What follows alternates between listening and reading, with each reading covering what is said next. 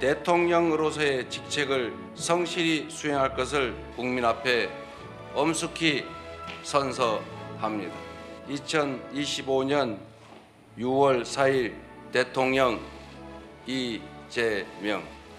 기업 발전과 노동 존중은 얼마든지 양립할 수 있습니다. 지속 가능한 일과 삶의 조화, 일하는 모든 사람이 주인공. 이 두 가지를 줄곧 강조해온 이재명 당선인. 이제 일하는 우리들의 삶은 과연 어떻게 바뀔까요? 세계에서 가장 오래 일하는 대한민국 노동자들의 노동시간을 줄이고 이재명 당선인은 2030년까지 한국인 평균 노동시간을 OECD 이하로 단축해야 한다고 주장했는데요. 주 4.5일제를 도입한 기업에게 확실한 지원을 하는 등 기업과 함께 노동시간을 줄이겠다는 것, 법정 근로시간을 단계적으로 줄여 장기적으로는 주 4일제로 나아가야 한다고 말했습니다. 장시간 노동과 공짜 노동의 원인으로 지목되어 온 포괄임금제 관련 공약도 밝혔는데요. 포괄임금제는 연장근로, 휴일근무수당 등 각종 수당을 미리 정한 후 임금에 포함해 지급하는 제도인데, 이재명 당선인은 임금이 줄어드는 등 근로조건의 불이익 없이 포괄임금제 시행을 검토하겠다고 말했죠. 구체적으로는 실제 근로시간 기록을 의무화하겠다는 겁니다. 노동시간을 단축하기 위해 휴가제도를 개선하겠다는 공약도 있는데요. 현재 한국은 유급 연차 휴가가 15일이지만 선진국 평균인 20에서 25일 정도로 확대한다는 것이죠. 또한 연차 휴가 저축 제도를 도입해 사용하지 못한 휴가를 3년 안에 사용할 수 있도록 한다는 것이죠. 이재명 당선인이 공약으로 내세운 상병수당. 상병수당이란 근로자가 업무 외 질병으로 경제활동이 불가한 경우 치료에 집중할 수 있도록 소득을 보장한 제도인데요. 일각에서는 아프면 쉴 권리를 단순히 쉬는 것을 넘어 생계를 유지하는 기본권으로 보기도 하는데요. 이재명 당선인은 시범 사업 중인 상병수당을 점차 확대해 누구나 아프면 걱정 없이 쉴 수 있도록 한다고 밝혔습니다. 또 하루 최대 근로시간을 정해 국가가 과로사 예방에 의무를 지겠다고 약속했습니다.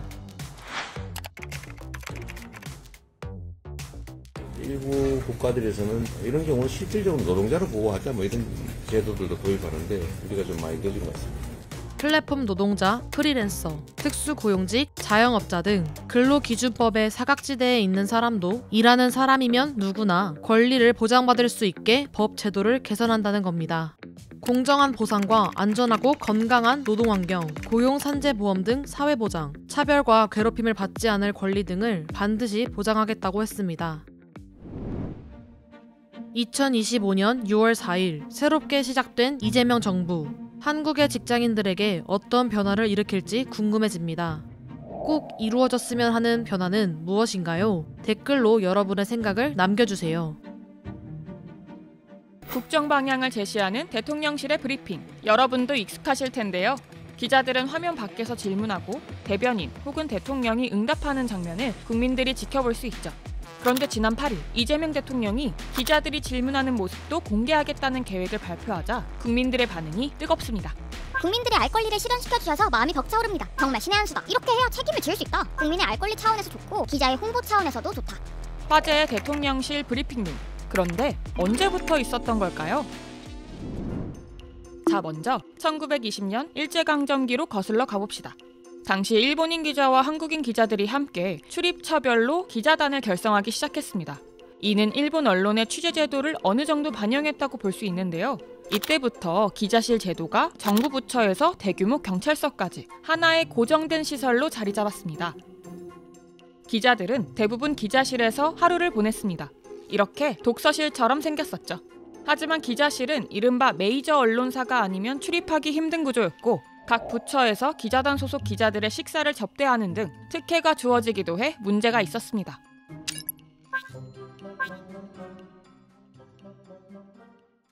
이에 문제의식을 느낀 노무현 정부가 처음으로 시도한 것이 브리핑룸으로의 전환입니다. 각 정부 부처 안에 기자실을 없애고 개방형 브리핑룸으로 전환해 이른바 취재 지원 시스템 선진화 방안을 시행했습니다. 그 기자실에 언론 자유가 있었습니까? 통제와 유착과 부당한 이익이 있었을 뿐 아닙니까? 정말 기자실에 국민의 알 권리가 있습니까? 알 권리는 기자실의 관급 정보 받아쓰기 귀동량에서 충족되는 것이 아니라 발로 뛰어서 정보를 찾아서 기사를 써야 국민의 알 권리가 충족되는 거 아닙니까? 기자라면 누구나 들어와 질문을 던질 수 있게 브리핑은 가급적 공개적으로 진행하며 국민에게도 알리기 위해 영상 촬영을 했죠. 하지만 이러한 브리핑룸 방식은 오래가지 못했습니다. 언론계는 물론이고 정치권까지 강하게 반발했기 때문인데요. 당시 진보와 보수 언론 모두가 언론 자유가 침해됐다라며 관련 기사를 쏟아냈습니다.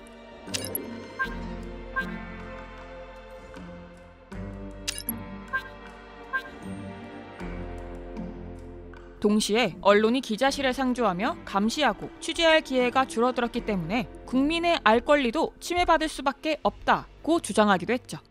대부분의 기자들이 생각하는 것은 정부가 원하지 않는 방향으로 보도가 되는 것을 좀 막아보겠다는 의도가 아니냐 이렇게 많이 의심을 하고 있습니다.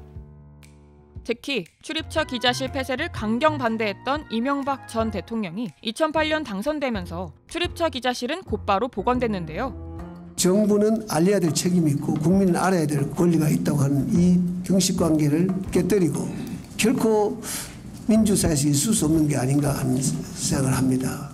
그런 이명박 전 대통령도 지난 정부가 55억 원의 예산을 들여 만든 브리핑룸을 완전히 없애는 것은 무리였습니다.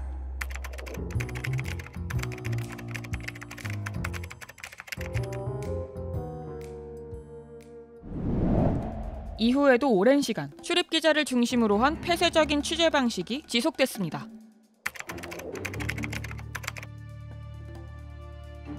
이런 배경 속에서 이번 이재명 정부는 개선된 브리핑룸을 시작으로 국민과의 소통을 늘릴 것을 발표했습니다. 대통령실 대변인과 관계자들만 비추던 기존의 일방적인 소통 방식에서 벗어나 기자 여러분이 질의하는 모습과 현장 상황을 쌍방향으로 생생하게 전달하겠습니다. 이는 국민들의 알 권리와 브리핑 투명성을 높이자는 이재명 대통령의 제안에 따른 것으로 계약 발주와 카메라 설치를 거쳐 6월 중순 이후 시행될 예정입니다. 하지만 언론인 보호 방안은 빠져 있어 언론 자유 위축으로 이어질 수 있다는 우려도 나오고 있습니다. 그렇다면 해외는 브리핑룸을 어떻게 활용하고 있을까요? UN 회의 브리핑룸이나 백악관에서는 이미 질문하는 기자들의 얼굴을 노출하고 있습니다. 또 치열하게 질문하는 기자들이 많으며 대통령과 기자들의 논쟁이 벌어져도 그 모습을 여과 없이 송출하기도 하는데요. You are a rude, terrible person. You shouldn't be working for CNN. Sit down, please. Sit down. I didn't call you. I didn't call you. 그래서 우리나라도 기자들이 자신의 소속과 이름을 밝히고 충실히 그 역할을 해야 한다는 목소리도 커지고 있습니다. 국민과의 소통과 경청을 최우선으로 내세운 이재명 정부. 과연 이 브리핑룸이 어떤 변화를 가져올 수 있을까요? 쌍방향 브리핑룸으로 국민과의 소통을 높일 수 있을까요? 여러분의 생각을 댓글로 알려주세요. 6.27 부동산 대책. 가계부채를 줄이고 부동산에 낀 거품을 줄여 집값을 안정화시키겠다는 이재명 정부의 부동산 정책인데요. 이번 부동산 대책은 수요 억제 정책입니다. 워낙 복잡하지만 쉽게 설명해 볼게요. 대출 조건을 어렵게 만들어서 집을 사려던 수요자를 줄이는 거예요. 그렇게 집을 사려던 사람들이 사라지면 집이 안 팔리니까 집값은 내려갈 거고 가계대출 비율 또한 줄일 수 있다고 본 거죠. 유예기간 없이 발표 다음 날부터 제1은 물론 제2금융권, 여신전문회사까지 포함한 모든 금융권에 적용되고 6억으로 주택담보대출 최대 한도를 정해놨으며 매매한 집 잔금을 치를 때 전세대출을 받은 세입자 보증금을 활용할 수 있는 소유권 이전 조건부 전세대출이 막혀 갭투자를 차단한다는 점, 6개월 이내 전입신고 의무화, 다주택자 주택담보대출 금지 등 이번 6.27 부동산 대책은 역대급 정책이라는 평가입니다. 사다리 다 끝내. 대출을 잡아야 받쳐줄 수요가 없어지고 집값이 덜 오를 거 아니야. 이게 왜 사다리 끊기? 대출 문제긴 했음. 지금 이상한 폭등도 대출이 주요 원인이고 공급이 해결되지 않으면 다 임시방편이지. 자, 그렇다면 이번 정책 정말 집값을 안정화시킬 수 있을까요? 강남 3구라 불리는 강남, 서초, 송파 84제곱미터 국평 평균가가 24억 원이 넘었어요. 이게 정말 잡힐까요? 강남의 수요는 지속 가능성을 가지고 있어요. 전국의 모든 부자들이 그들의 2세, 3세가 강남에 거주하고 싶어하는, 왜냐하면 여기는 현금으로도 충분히 살 수 있는 그들만의 리그가 있고 물량 자체가 많지도 않기 때문에 이번 대출 규제로 전체적으로 가격은 그렇게 떨어질 가능성은 크지 않다라고 볼 수 있습니다. 벌써 떨어졌는데요. 벌써 호가가 다 2억씩 내려왔습니다. 2022년 6월 7일에 어땠어요? 다 40% 내려왔잖아요. 만약에 견고한 수요가 있다면 암만 충격이 와도 40% 내려올 일이 없는데 왜 내려왔죠? 투자 마인드로 대출 끌어다가 산 사람들이 못 버티니까 손을 놓은 거잖아요.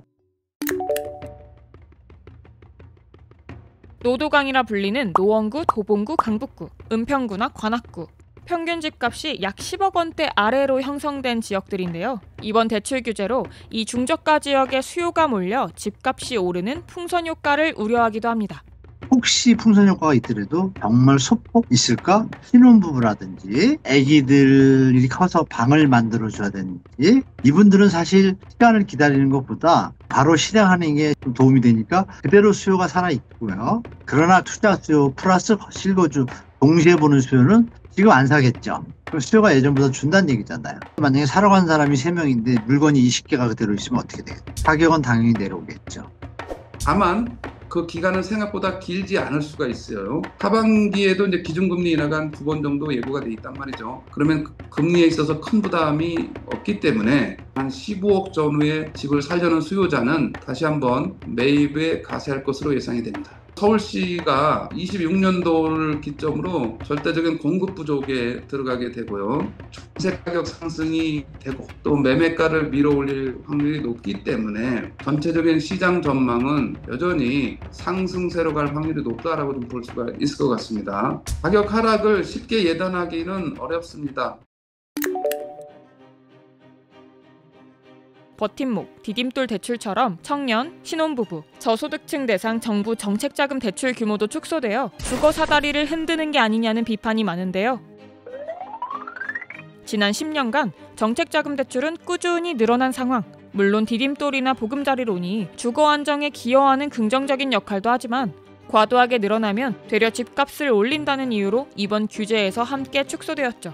전세 대출을 받아서 그 집에 머물려는 전세입자는 반전세로 전락을 할 수가 있고 다시 또 월세로 내려갈 수 있는 우려가 있기 때문에 결국 이제 주거 비용의 부담이 더 늘어난다는 문제예요. 대출을 받아서 집을 살 수 있었던 세대가 집을 못 사고 전세에 머물기 때문에 그 전세 가격은 또 앞으로 올라갈 가능성이 높고요. 주거 시장에서 양극화 문제가 더 두드러지게 발생할 개연성이 있다.